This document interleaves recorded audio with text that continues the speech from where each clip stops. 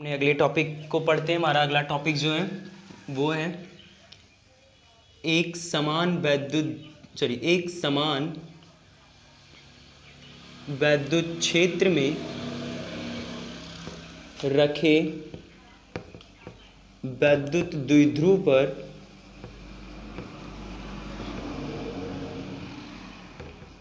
बल युग्म का आघूर्ण या बल आघूर्ण।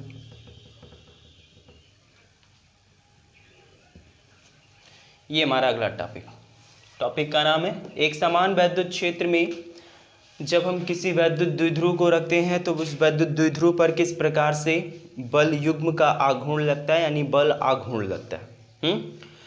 तो सबसे पहले यहाँ टॉपिकों को आपको समझना होगा। सबसे पहले बात करते हैं हम एक समान वैद्युत क्षेत्र की। एक समान वैद्युत क्षेत्र होता क्या है? सबसे पहले हम बात करेंगे एक समान वैद्युत क्षेत्र की। वैद्युत क्षेत्र क्या है, हमने पीछे के टॉपिक में आपको बताया है। अभी हम पढ़ेंगे एक समान वैद्युत क्षेत्र। देखिए, एक समान वैद्युत क्षेत्र वह वैद्युत क्षेत्र होता है जिससे निकलने वाली वैद्युत बल रेखाएं एक ही डायरेक्शन में हो, एक दूसरे के पैरेलल हो। ऐसे स्थिति में जो भी वैद्युत बल रेखाएं निकलती हैं उनसे जो वैद्युत क्षेत्र जनरेट होता है उसे एक समान वैद्युत क्षेत्र कहते हैं। असमान वैद्युत क्षेत्र वह वैद्युत क्षेत्र होता है जिससे निकलने वाली वैद्युत बल रेखाएं अलग अलग डायरेक्शन में होती हैं, एक दूसरे के पैरेलल नहीं होती। बात समझ में आई? ठीक है, तो वो आपका होता है असमान वैद्युत क्षेत्र। अब एक समान वैद्युत क्षेत्र में जब हम किसी वैद्युत द्विध्रुव को रखेंगे, वैद्युत द्विध्रुव क्या है पीछे टॉपिक में आपको बताया गया। जब हम वैद्युत द्विध्रुव को रखते हैं तो वैद्युत द्विध्रुव पर बलयुग्म का आघूर्ण जो लगता है। अब बात करते हैं बलयुग्म का आघूर्ण। देखिए, बलयुग्म का आघूर्ण जो होता है दो बलों का योग होता है, जोड़ा होता है। इन दोनों बलों के जोड़ों में विशेषता ये होती है कि इनके परिमाण आपस में बराबर होते हैं लेकिन डायरेक्शन एक दूसरे के विपरीत होते हैं, जिसके कारण जिन पर भी ये बल लगता है वो एक बिंदु के परितः किसी अक्ष के परितः घूम जाता है। तो ये जो बल है, जिन दो बलों के कारण ये घटना हो रही है, उसी को हम लोग बलयुग्म का आघूर्ण यानी बल आघूर्ण कहते हैं। तो हमें यही देखना है कि अगर हम किसी एक समान वैद्युत क्षेत्र में हम किसी वैद्युत द्विध्रुव को रखेंगे तो उस वैद्युत द्विध्रुव के रखने पर उस पर जो बलयुग्म का आघूर्ण लगेगा वो कैसा लगेगा। इसका फिगर देखते हैं।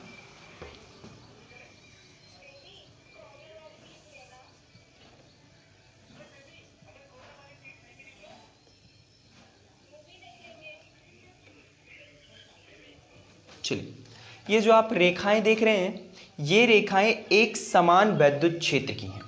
ये रेखाओं का जरा रिप्रेजेंटेशन देखिए आप। ये जो एरो हैं ये वैद्युत क्षेत्र की तीव्रता का डायरेक्शन व्यक्त कर रहे हैं, एक ही डायरेक्शन में है, एक दूसरे के समांतर। अब इसमें हम एक वैद्युत द्विध्रुव लेते हैं। मैंने बताया था कि आप वैद्युत द्विध्रुव को इस तरीके से रिप्रेजेंट करेंगे। ये हो गया आपका वैद्युत द्विध्रुव।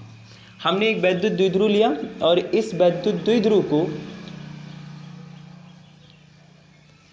वैद्युत क्षेत्र की तीव्रता की दिशा के साथ थीटा डिग्री कोण पर रख दिया।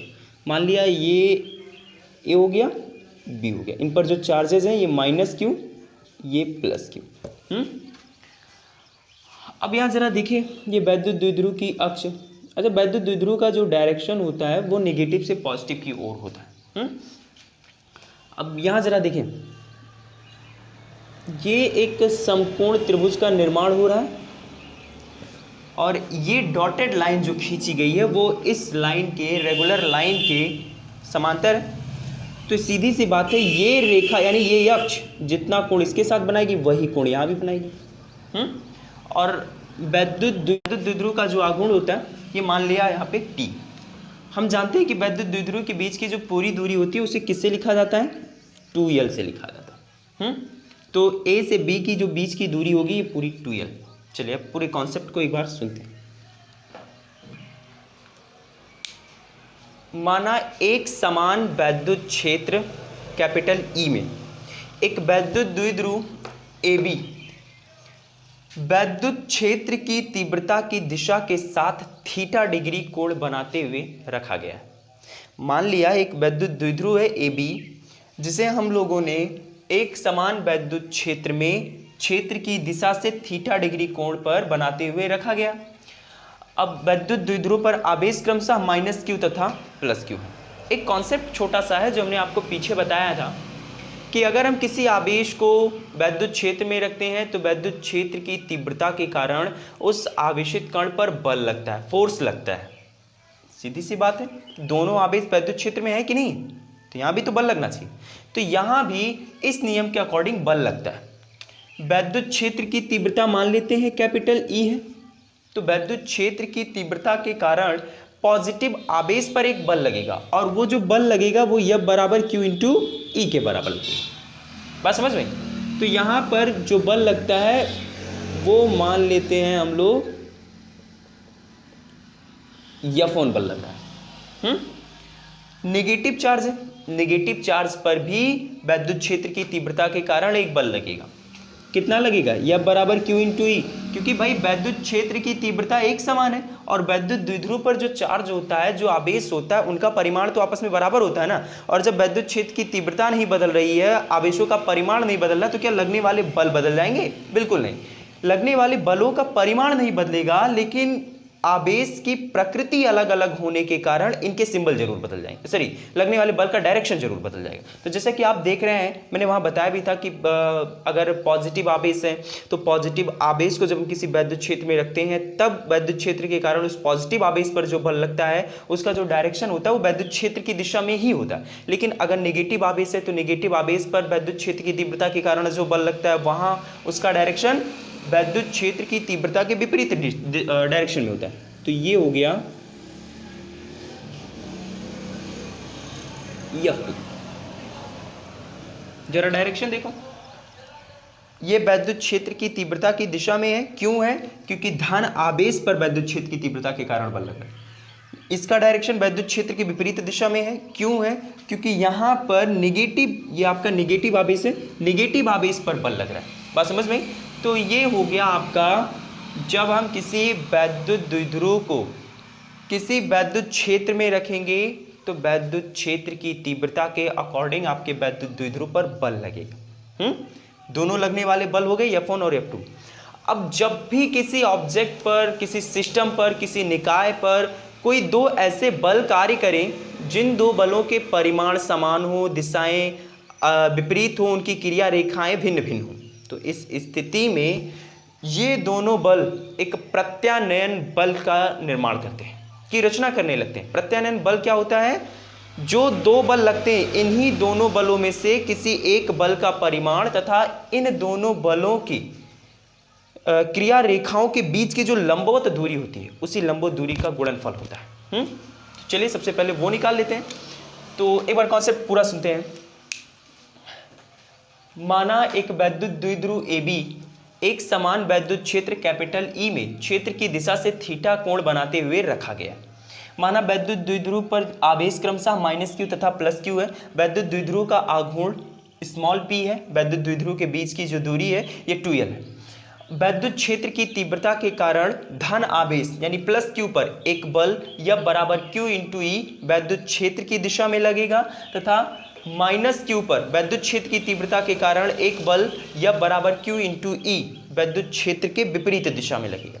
दोनों बलों की का परिमाण समान है, इनकी क्रिया रेखाएं भिन्न भिन्न है, डायरेक्शन विपरीत है। इस अवस्था में ये एक प्रत्यानयन बलयुग्म के आघूर्ण का निर्माण करते हैं। और प्रत्यानयन बलयुग्म का आघूर्ण क्या होता है देखिए। प्रत्यानयन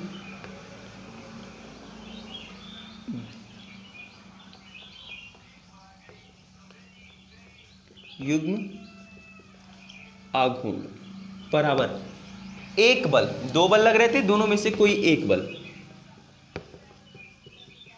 एक बल गुणे इन दोनों बलों की क्रिया रेखाएं। क्रिया रेखाओं का मतलब होता है बल जिस डायरेक्शन में लग रहा है उसी डायरेक्शन में जो कार्य होता है उसी सीध में उसी के अनुदिश खींची गई रेखा आपकी क्रिया रेखा कहलाती है।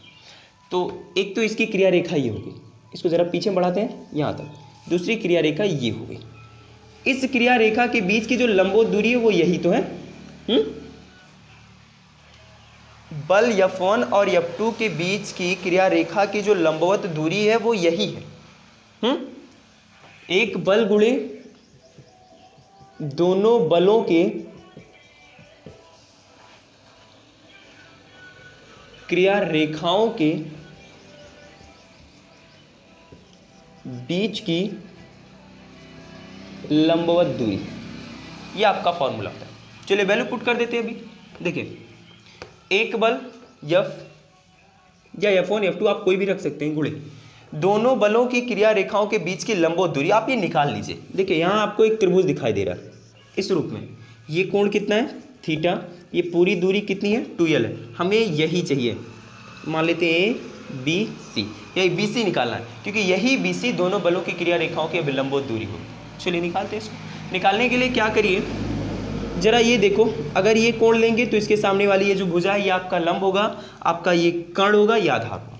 आपको कर्ण ज्ञात है, लंब निकालना है, तो कर्ण और लंब के बीच जो त्रिकोणमितीय अनुपात का संबंध होता है वो साइन व्यक्त करता है। जरा देखते हैं यहाँ पे, ये हो जाएगा sine theta is equal to लंब कितना BC बटे कर्ण कितना AB। हो गया, वैल्यू पुट कीजिए, ये हो गया sine theta is equal to BC की वैल्यू कितनी, सॉरी BC हमको निकालना है, यहाँ से AC की वैल्यू कितनी 2l, मल्टीप्लाई करेंगे इसका इधर तो ये हो जाएगा BC is equal to 2l sine theta. ये लंबवत दूरी मिल गई हमको, दोनों बलों की क्रिया रेखाओं के बीच की लंबवत दूरी मिल गई, कितनी मिली 2l साइन थीटा। और बल कितना लग रहा था, यह बराबर Q इंटू E रख दीजिए, Q into E into 2l sine theta है। देखो 2QL बराबर P रख दीजिए, तो ये हो जाएगा P into E sine theta. और प्रत्यानयन बलों का जो आघूर्ण होता है इसे हम लोग टाउ से प्रदर्शित करते हैं, तो ये हो जाता है tau is equal to P sine theta. इसमें दो स्थितियां होती हैं, पहली यदि theta is equal to 0 degree, अगर आप यहाँ theta is equal to 0 degree रखेंगे तो टाउ बराबर फाइनली 0। दूसरी होती है यदि थीटा बराबर 90 डिग्री, और थीटा बराबर अगर आप यहाँ 90 डिग्री रखेंगे तो टाउ की वैल्यू जो आएगी ये सबसे अधिकतम आएगी, इसको हम लोग टाउ मैक्स से लिखते हैं, tau max is equal to P into